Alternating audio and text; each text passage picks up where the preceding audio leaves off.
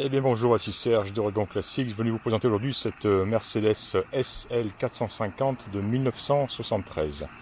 Je crois me souvenir que je l'ai brièvement présenté sur ma page Facebook et je l'ai récupéré aujourd'hui. On a fait un bon nettoyage, une petite intervention mécanique au niveau des clignotants qui ne fonctionnaient pas et des courroies qui étaient à ajuster. Et voilà, c'est donc ce qui a été fait. Et la voici toute belle, toute propre. Je l'ai décapotée, c'était la première fois aussi, j'en ai fait un petit tour avec, je me suis régalé. Et voilà, c'est une voiture qui attire définitivement le regard. D'ailleurs, il est difficile de commencer une inspection sans que quelqu'un s'arrête et commence à vous poser des questions au milieu de votre vidéo, ce qui fout tout en l'air, et c'est pas des plus agréables. Enfin bref, c'est comme ça, hein, c'est une voiture qui a un très très très beau look.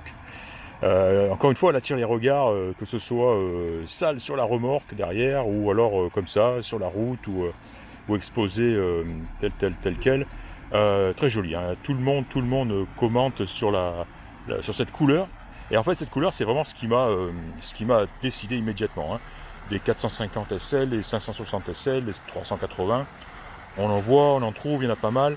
Mais quand j'ai vu celle-ci en annonce de cette couleur-là, et bon, avec une présentation assez prometteuse, avec ses jantes à rayons aussi, etc. Je me suis dit, celle-ci, je la veux. Et voilà, donc pas déçu du tout. Que dire? Alors, on a, bon, une très belle couleur, ça on l'a dit, une jolie peinture, une belle peinture, avec ses petits défauts. Je pense que la voiture a été repeinte, j'ai vu quelques traces ici et là. À un moment donné, je n'ai pas la date, j'ai pas beaucoup de précision, hein, sur l'historique de cette voiture, si ce n'est que elle n'aurait eu que deux propriétaires. Je l'ai acheté donc au fils du couple à qui elle appartenait, et qui eux-mêmes l'ont acheté à des amis à eux, un autre couple à eux. Donc tous ces gens-là vivaient en Californie du Nord, hein, dans la région de Sonoma, Napa, etc. Hein, et les derniers, donc ce couple de gens dont le monsieur est décédé il y a quelques mois, voilà, s'en servait le dimanche un petit peu pour faire les caves, hein, de la région de la Napa Valley, etc. Lui-même était d'ailleurs, il travaillait chez Alaska Airlines, et il était Chief Maintenance chez Alaska. Donc bon, un monsieur qui avait quelques connaissances mécaniques, et qui a bien entretenu sa voiture. Voilà encore un monsieur qui voulait que sa voiture fonctionne parfaitement, et c'est le cas. Elle est très agréable à conduire, elle file droit, elle accélère bien, elle tourne bien, elle démarre bien, la direction est impeccable, le freinage aussi. Elle tend à tirer un tout petit peu, le côté droit accroche un tout petit peu avant le côté gauche, qui fait qu'on sent une petite secousse légère qui est tout de suite rattrapée au freinage, hein, quand on ne s'y attend pas. Voilà, sinon non, une bonne direction, la transmission marche impeccable, hein, les vitesses sont douces, on les sent à peine. Et encore une fois, elle démarre bien à chaud ou à froid, tourne bien, accélère bien, elle ne vibre pas, pas de bruit suspect. Vraiment très très agréable à conduire. Wow, what a car! Thank you. Il m'a fait peur. Ouah, derrière moi comme ça. Alors voilà, hein, la preuve, hein, je disais pas de bêtises, hein, une voiture qui plaît. Revenons donc là, donc voilà, j'ai parlé de ses propriétaires successifs, et voilà. Et donc dernièrement, ce couple était venu vivre dans l'Oregon du Sud, près de Medford, là où je suis allé la chercher, donc il y a environ une semaine ou deux. Voilà pour l'historique de la voiture. Revenons à son état. Donc j'ai parlé de la peinture. Donc je pense que cette peinture a été, je suis certain que la peinture a été refaite à un moment donné, je ne sais pas quand. Et pourquoi je dis ça, c'est parce que simplement j'ai réussi à trouver des endroits où on voit un petit peu des zones, voilà, comme ici, hein, où toute évidence se voit un petit peu de peinture sur le joint noir derrière, hein. Et ça m'a poussé, en voyant ça m'a poussé à vraiment regarder tout autour de la voiture pour voir à quel point, enfin, quel niveau de qualité de peinture il a été fait. Et la grosse majorité des chromes emblèmes ont été retirés avant la peinture. Hein. Donc c'est une bonne chose, une bonne nouvelle, quoi. Hein. Tout ce que vous voyez sur les côtés, les baguettes, les protections, bien sûr tous les petits accessoires, hein, les gicleurs de lave-glace, l'antenne, les badges, les poignées de porte, etc. La calandre, phare, feu, pare-choc, tout ceci bien sûr a été démonté. La seule chose, donc, comme je le disais, qui n'a pas été démonté, c'est ceci, hein, comment on appelle ça, oui, vous voyez, ben voilà, de toute façon je vous le montre. donc ceci n'a pas été démonté. On voit que le joint, alors ce chrome, cette baguette en chrome a été démontée elle aussi, ainsi que celle sur le côté. Mais le petit joint le long de ce renfort ici n'a pas été démonté, et donc on voit un petit peu de peinture qui a débordé dessus. Et même chose sur, hein, vous savez, cette partie typique au SL, cette partie là, hein, qui se relève pour faire pour laisser le passage à la capote, hein, la capote en tissu qui existe sur cette voiture. Voilà, donc tout ce mécanisme n'a pas été complètement démonté lors de la peinture. Et donc on voit ici des petites traces de peinture. Cette baguette là, oui, a été retirée, hein, donc c'est bien. Ils ont quand même fait un bon travail. Ça a été un bon travail. Hein. Après, maintenant, c'est une voiture qui a été faite il y a pas mal de temps, et on y voit quelques petits défauts. Le plus important se situant à l'avant gauche de la voiture. On a aussi une petite pointe ici. On voit, est-ce qu'on le voit ici? Ouais, j'en prendrai une photo rapprochée. Hein. On dirait que quelque chose sous le capot a poussé un petit peu la tôle et a craqué la peinture ici, donc ici même là. Et on a un éclat de peinture, voilà, situé ici. Alors là par contre, hein, il va falloir une petite retouche au pinceau tout simplement. Hein. C'est un petit peu dommage. Par faire une peinture entière que pour ça, quoi. On voit que la peinture a bien sauté. D'ailleurs, on voit par contre que on voit pas des épaisseurs successives, des couches successives de peinture. Hein. Il y a tout au plus 2 couches de peinture ici, la nouvelle et l'ancienne, et c'est tout. Donc voilà. Et j'ai noté ici aussi sous le spoiler, qui lui est en plastique. Hein. On le voit ici. Est-ce que je suis dans le champ où la peinture a commencé à s'écailler ici. Voilà, il faudrait peut-être repeindre ce spoiler, donc ça c'est vraiment pas grand chose. Et voilà, alors à noter, c'est chose importante, hein, que un modèle 73, on a encore les pare-chocs qu'on appelle maintenant européens, hein, c'est-à-dire les pare-chocs qui collent à la carrosserie et non pas les pare-chocs américains situés un demi-mètre avant et après la voiture, assez laid de la vie de tout le monde. Donc, chose très importante, hein, alors qui ajoute bien évidemment à l'esthétique de la voiture. Hein.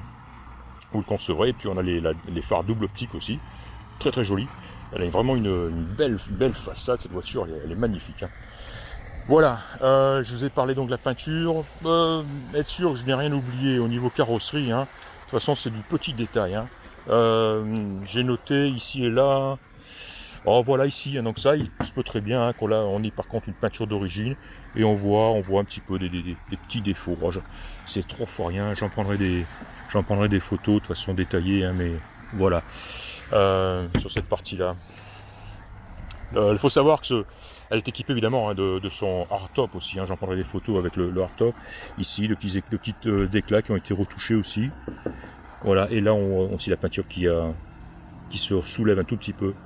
À cet endroit, ici même, il y aura des photos à l'appui, et c'est tout. Hein. Oui, je disais donc la voiture est équipée d'un hardtop que j'ai démonté et d'un soft top hein, qui est donc caché, camouflé sous ce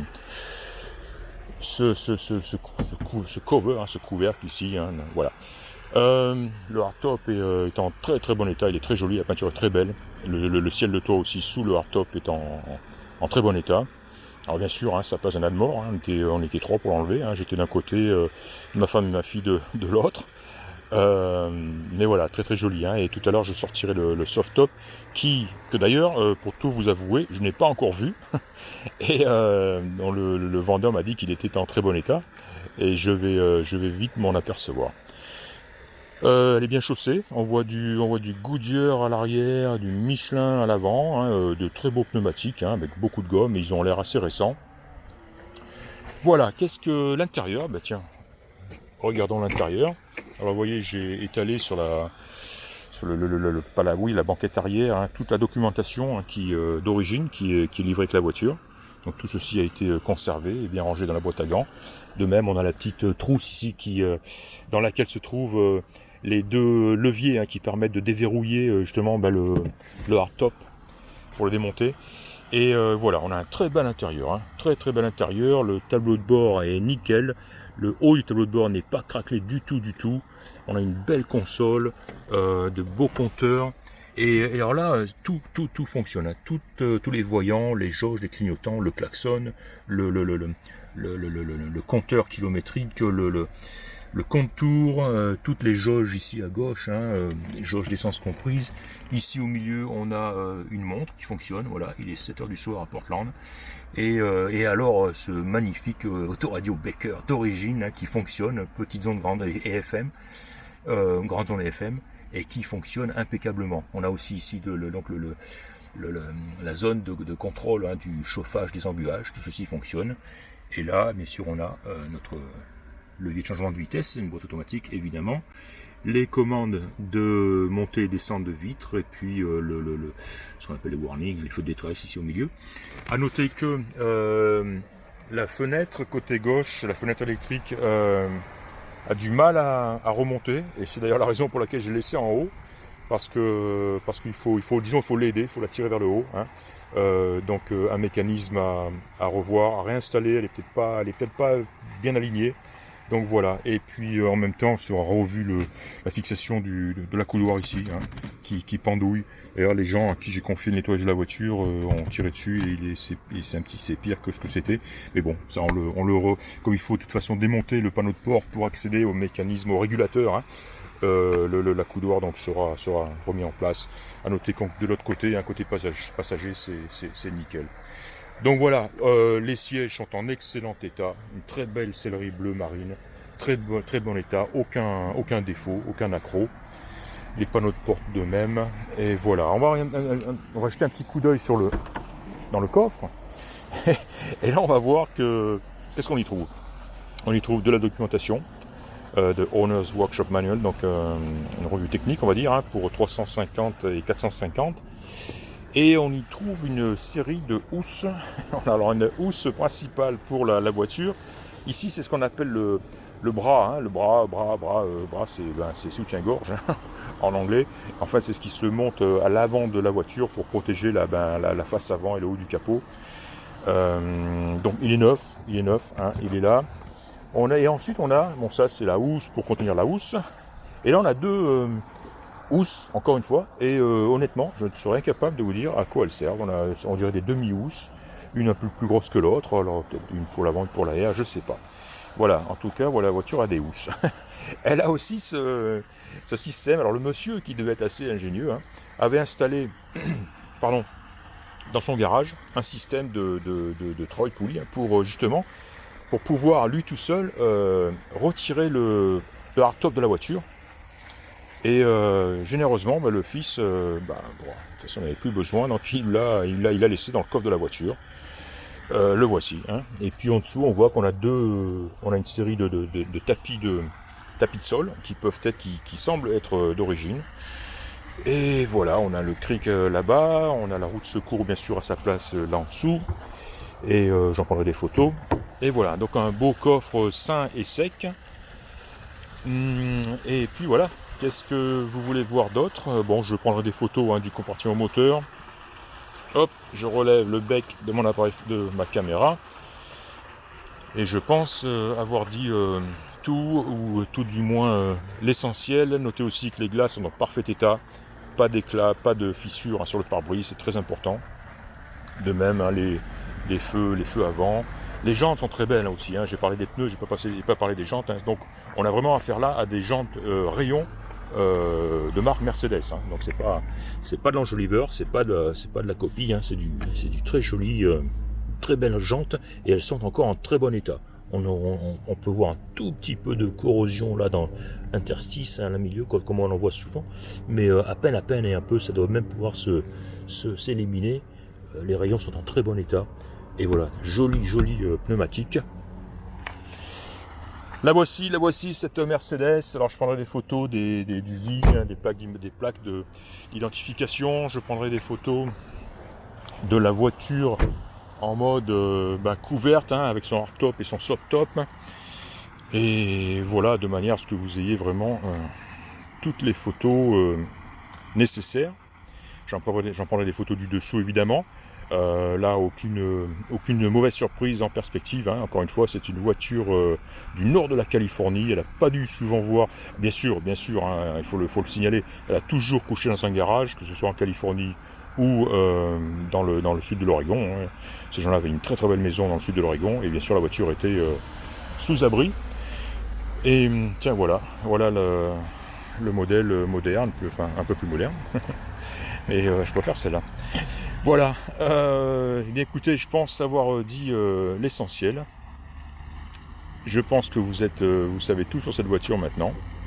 Et merci, petit signe sympa. Le gars est venu quand même, hein, il est venu de loin, il a fait le tour de la voiture, juste pour venir l'admirer. J'ai pas menti, hein, quand je disais que c'est une voiture qui a attiré l'attention et le regard. Très bien.